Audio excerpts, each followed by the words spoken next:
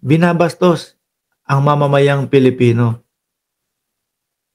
Tanggalin ko ho ito, ipakita ko sa inyo mga bossing chief amo sir, yung mismong video. Asan ba dito? Ito. Ito, wag mo na to. Ito. Mr. Ayan, nandiyan sila. Ano pangalan nun? Tingnan ang grupo ng mga senador na ito, pinapatigil si Risa Hontiveros. Lalakihan ko, hindi ako importante dito. Oh. Tingnan natin, ha? Asan pa mas malaki? O, yan, mas malaki. Para kitang-kita nyo ho. Ito, si Villanueva. O, yan, ha? Pakinggan nyo. Ikaw mag-point of order. Ayan, rinig nyo. Diba? Ikaw mag-point of order. Nagsasalita, ha? Ikaw mag-point of order. Mano ba naman na hintayin nating matapos saka natin ipaliwanag sa kanya? Ikaw mag-point of order. Diba? Sige na, mag-point of order ka na para yung sinasabi niya hindi marinig ng taong bayan. Ikaw mag-point of order. Yesterday, and again, the subject... Ayun, si Bato, nakita mo? Pumunta ka, gumanong ka. Si Amy, kala ko matalino, sunod-sunuran lang din pala doon sa kampo ng DDS to. No? Sunod-sunuran din pala sa kampo ng DDS lang to. Which was the subject of the approved motion yesterday, which is an offshoot of a question of... Ayan, mahina din pala yan, o, tinuturuan, ano gagawin ko? Tinuturuan kung ano gagawin.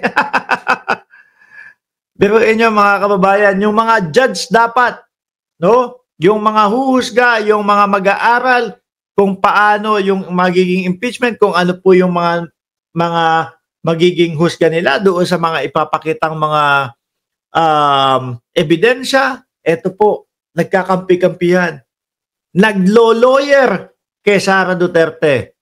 Oh. Privilege, which takes precedence over all motions. So Point of order, gumanon pa. Nakita niya, di ba? Gumanon pa, tapos sabay dila. state my... Para bastusin. Yung nagsasalita, grabe. Ang lupit nitong 19th Congress. Oh, si the good ones daw siya. Si JBRC ito. Oh. Wala lang. Siyempre, hindi pipigil. Uy, pare, mali yan. No, wag natin naman ganyanin. Pakinggan naman natin na maayos. Walang ginawa. Oh. Motion, Mr. President, to momentarily suspend any action, whether... Ayan, point of order. Tinuturuan na. Di ba? Bastusin mo na. Interpellation or seconding speech on the privileged speech of the good gentleman from Davao para sa wakas. Nakita nyo pa nga kung paano magsalita si Risa Hontiveros doon, no? May buong paggalang. Siyempre, alam naman natin, inis na din po yan. Bakit yung pinipigilan yung itong impeachment? Anong para saan pigilan? No? Para sa taong bayan ito. Oh. Pwede mo nang sabihin sa mic. Ayan, pwede ka nang magsalita sa mic para tumigil siya. Pakinggan natin maigi. Hindi ko stop. Pwede mo nang sabihin sa mic. Inaprubahan natin motion kahapon. Yak! Kakadiri, ano? Pwede mo nang sabihin sa mic para tumigil na siya. May ini-explain. Ibig sabihin, hindi nila kayang talunin sa debate. Sa paliwanagan. Tatalunin nila sa pambabastos ho. Sabihin mo na sa mic para tumigil na siya. At Pwede mo nang sabihin sa mic. Inaprubahan natin motion kahapon. Point of order, Mr. President. Hindi siya titigil pag nag-point of, nakerisa ang floor, mga kababayan. Nakerisa ang floor, mga kababayan. Gusto lang talaga nilang bastusin para matigil, para ma-interrupt. I have the floor, Mr. President. I have the floor, Mr. President, to make way for taking of the oath before the presiding officers. O yan yung isang anggulo. Di ba? O ito yung isang anggulo pa. So, O ito yung isang anggulo. motion kahapon. Hindi, lakihan ulit natin. Hindi ako importante dito. Importante, makita ninyo. Ay, wala na. Yun na yata yung pinakamalaki.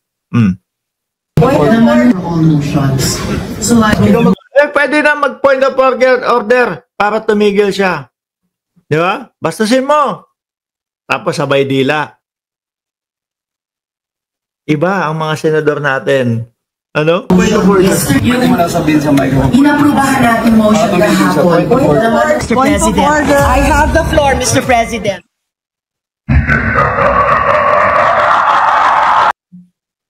Yung mga tuta ng mga Duterte sa Senado, ang ano lang ho, ang panlaban lang ho nila, bastusin yung konstitusyon, bastusin yung mamamayang Pilipino, at bastusin yung mga kadebate nila doon sa Senado.